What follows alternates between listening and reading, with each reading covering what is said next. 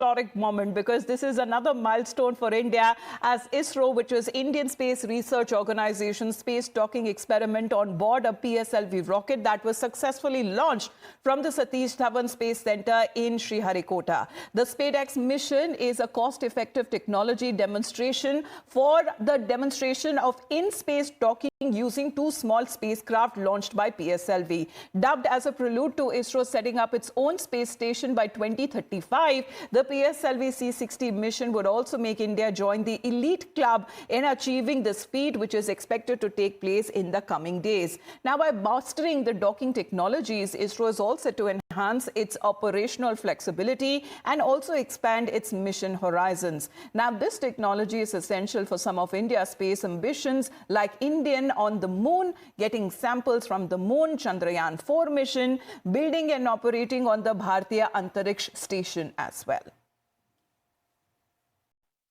Joining us right now is ISRO Chairman Dr. Somnath. Sir, a very important day. India is joining elite club of countries. So why has it been only 3 countries able to do this, and how important is this when India is also joining, making a milestone in space research? I won't answer why 3. It could have been more, but we are here in that program today. Yeah. Okay, we are into developing docking system because it is needed for us in the future missions. Like Chandrayaan-4, Gaganyaan and many others, docking is an essential capability. So we are developing when we felt the need. But technology developments of various things are happening in ISRO over the last so many years. But reaching maturity and then getting into a mission is when we feel that it is essential. So that essentiality is felt a few recent times, and we have accelerated the work and made it happen. So while speaking, you had spoken about how this is going to help in lunar missions, Chandrayaan-4 particularly and Gaganyaan. What exactly are you going to take out from this? See, here there are many things. One is mechanism per se, how to connect two objects and rigidize it to become an integral body, how to control them after it has become integrated, how to have a set of sensors which will allow them to autonomously do this docking, and handle failures, that if it fails to dock properly, it should separate out and save the whole system so that it gets into entanglement, and then disconnect whenever it is needed. All this requires automated way of doing it.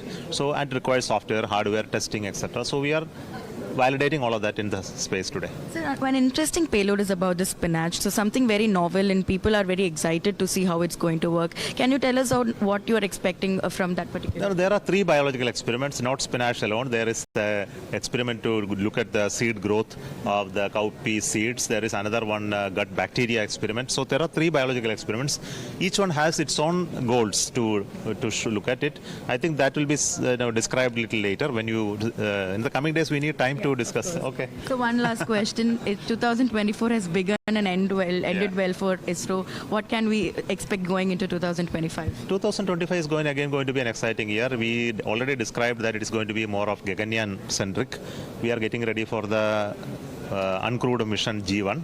Also the test vehicle second flight of abort mission. We also have missions of PSLV lined up, and also GSLV, many missions, and also the missions of SSLV.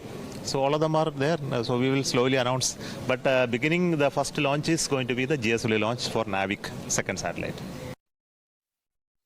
This was the 99th launch from Sriharikota as the PSLV-C60 mission that was successfully placed 2 spacecraft for conducting the space docking experiment. With that, we head into a short break.